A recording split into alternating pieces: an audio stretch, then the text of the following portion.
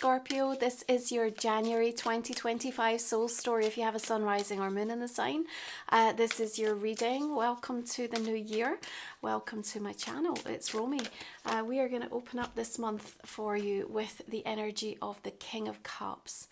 You know, we adopt an awful lot of coping mechanisms to get through the tough times in life, and I think there's something about your willingness and your desire to want to release some of those coping mechanisms, realizing how outdated they are, and really allowing that energy to dissipate, to move through you. I think she's holding the ship here, understanding what's really most valuable to her through the course of this month. And your heart discernment really wants you to, I think, softly surrender the parts of yourself that feel like you're constantly trying to use these coping strategies.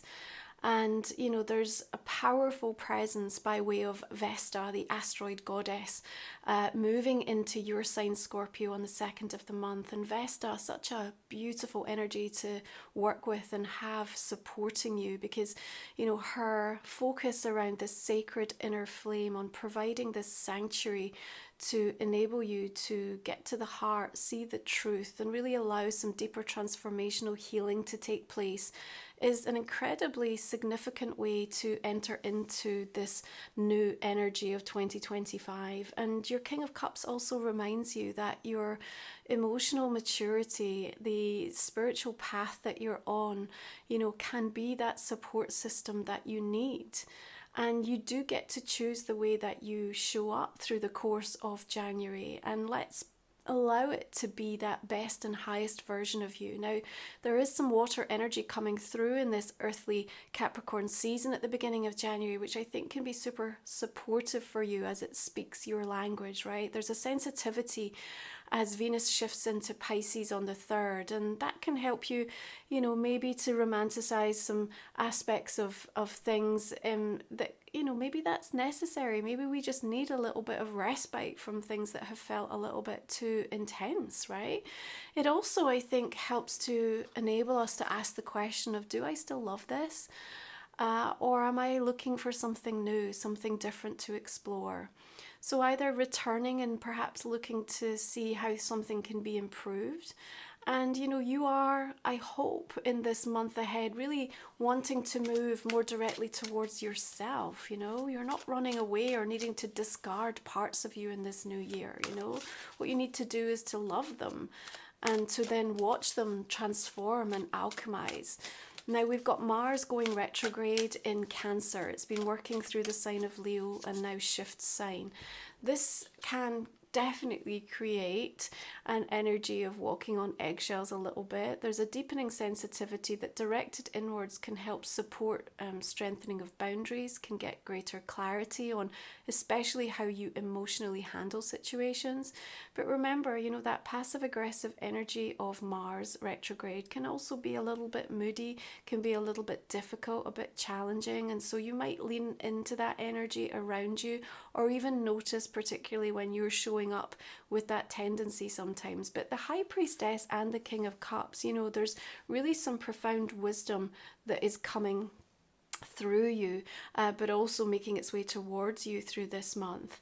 And I think that there's also this realization that you don't have to, right? I know it sounds super obvious, but it's like this statement that says, you know what, I actually don't have to do that. What is the fear of not doing it?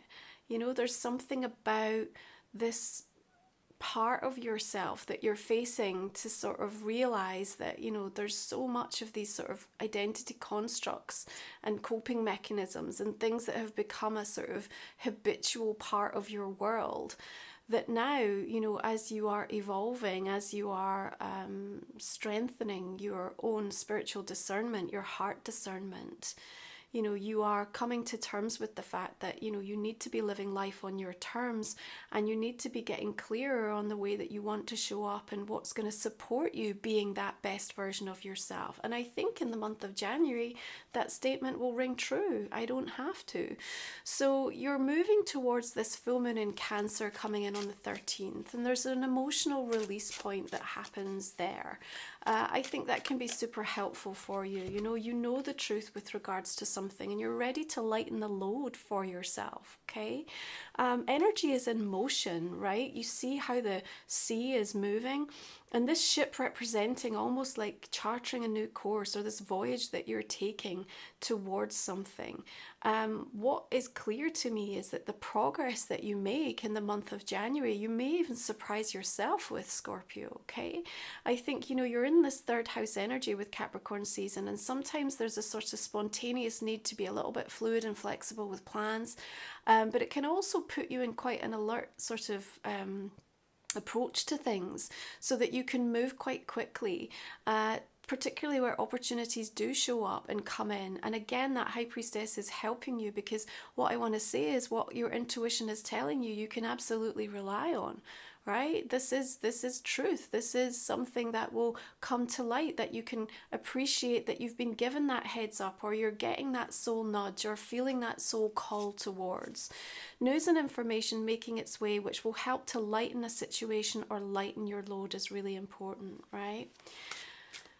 So much fell into place, right, in the last year, but there is perhaps one thing, maybe more, but specifically one thing I feel that you're still longing for. You're still looking for the match of that to be a reality in your world. So let's kind of really talk about, you know, what does it mean to sort of have that sense of longing for something? You know, it feels that there's a missing piece in your world. It feels like maybe there's a missing piece of yourself. And when you really get to the heart of what that's trying to tell you, what that is inviting you to explore within yourself, what you're perceiving, what you're thinking, I think there's another story that you're going to get to kind of to dig into, right? It's not just about the thing that you feel is not here, or you're still striving for, or you still want to happen, or maybe even you've given up on. But you know, there's something that's sitting beneath that, and maybe there's a little inner child work that needs addressed, or maybe there's something that you haven't quite come to terms with about, you know, your relationship with yourself in regards to certain themes. But I think that deeper story is going to kind of unearth and start to reveal things that are really important. But the other part of that is that in January, there's also this question that says, to what degree, Scorpio, are you actually making space for that thing that you want? How does that factor in on your day-to-day experiences? Do you just take minutes of the day to continue to visualize or set intention? Are you embodying or integrating the person you would be with that showing up in your world? You know, the Lover says that this vibrational match, this union, this coming together, you know, is possible.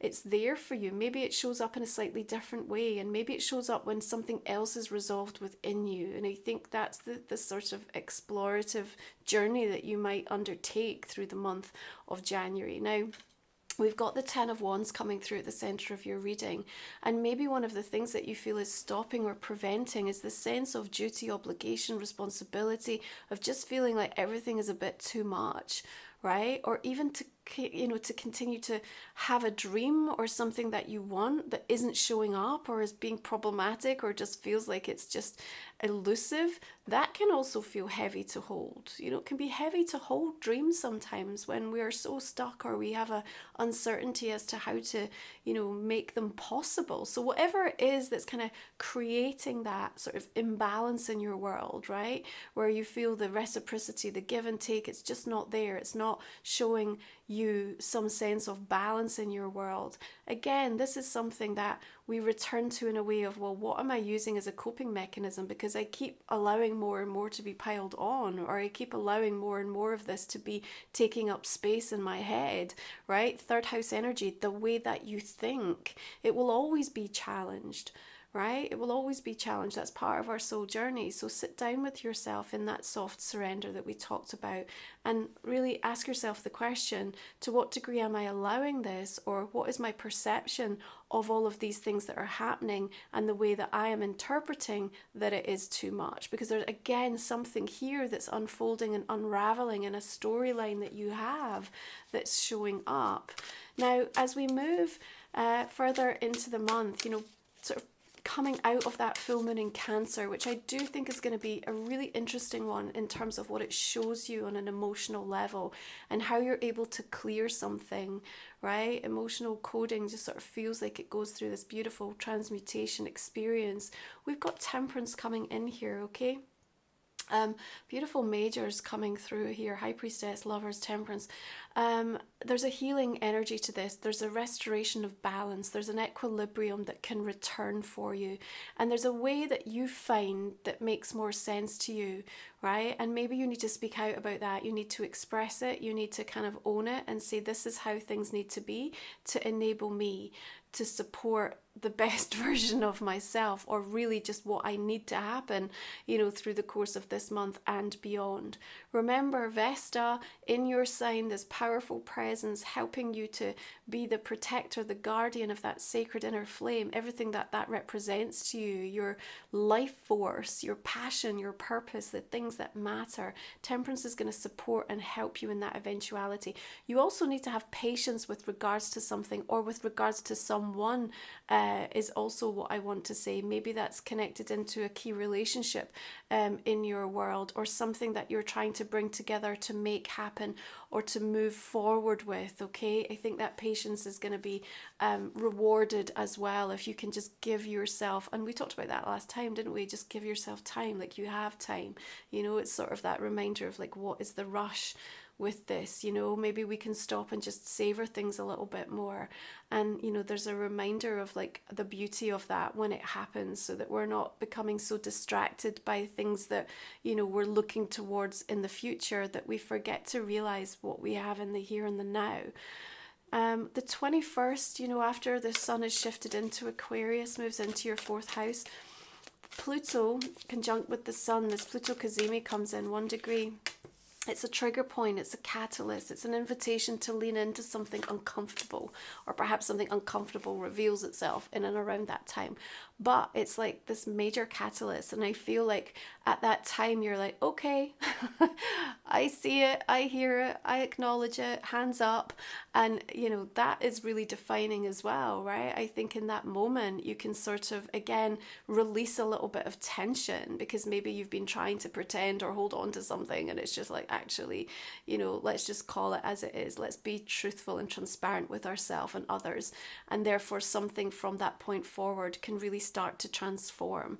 Now we've got the new moon Aquarius arriving on the 29th, along with the lunar new year moving into the energy of the wood snake. This will be teaching you how to shed your skin over and over again, right? And that's powerful, because you want to keep returning home to yourself, and not from a place, I said this, you know, earlier, of almost like, you know, discarding parts of yourself. I mean, we shed skins and we let go, but it's also about, you know, knowing the parts of yourself that just need to be loved and appreciated and allowed to evolve into something else, something more, something different. Pay attention around this new moon, because I feel like you are stepping into like embracing a part of yourself that you've never really allowed people to necessarily fully see, right? And you know, there's something just about this, well, why not? Like, maybe I just need to just give myself the chance to explore what it could be like if I just let this part of myself, you know, step forth and be seen. I think it's going to be really beautiful. Now we've got Uranus direct in Taurus on the 30th, same day Sun trines with Jupiter, bringing in this real lucky energy, this auspicious but surprising, unexpected events certainly abound around this time. So there could be something that you're like, really? like, what? I kind of like, I can't make sense of this. Give me a moment to process it, okay? But regardless, things are moving quickly and spontaneously, and it's kind of like, get on board, just get with the, get with the energy, and it can carry you and move you. And there's something that could feel quite exciting and exhilarating if you give yourself permission. If you want it to slow down so that you can actually like understand every nut and bolt, I think it's going to feel a bit frustrating and almost like feeling like it's kind of splitting your energy a little bit. So just be mindful of that. Sometimes we just have to go with it and then figure things out along the way or after the event, okay? So there's also a lot of passionate energy showing up in January. We've got Venus in Pisces, we've got this we've got this full moon in Cancer. And on the 25th, we've got Venus trining with Mars. Sparks are flying all over the place, right? And there's some uplifting opportunities to really come into sort of a place of sweetness with a passion, whether it be with a person or something that you just really love. And those moments, I think, are everything. And what can be quite a challenging, difficult time of the year to just assimilate, and sort of understand what the new energy is feeling like. And at the same time, dealing with kind of the release of the old.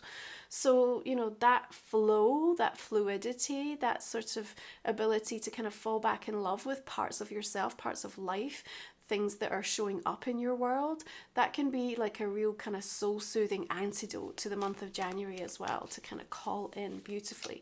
Now, if you're new to the channel, you're going to find the last 3 cards are explored in my extended reading. You'll find a link below.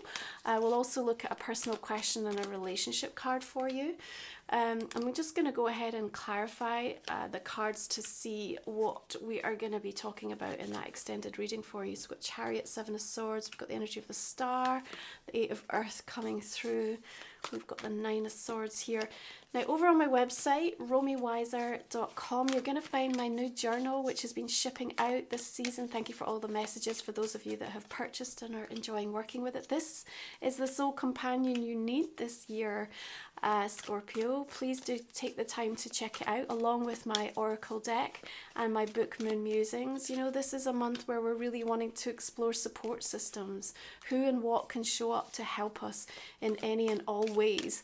And particularly as you're trying to maybe release some of those coping mechanisms or identify things that you want to be working on, these are the sacred tools that can help you to do that, right? So I hope you'll take a moment to check them out, along with all of the other ways to work with me, my sacred soul support.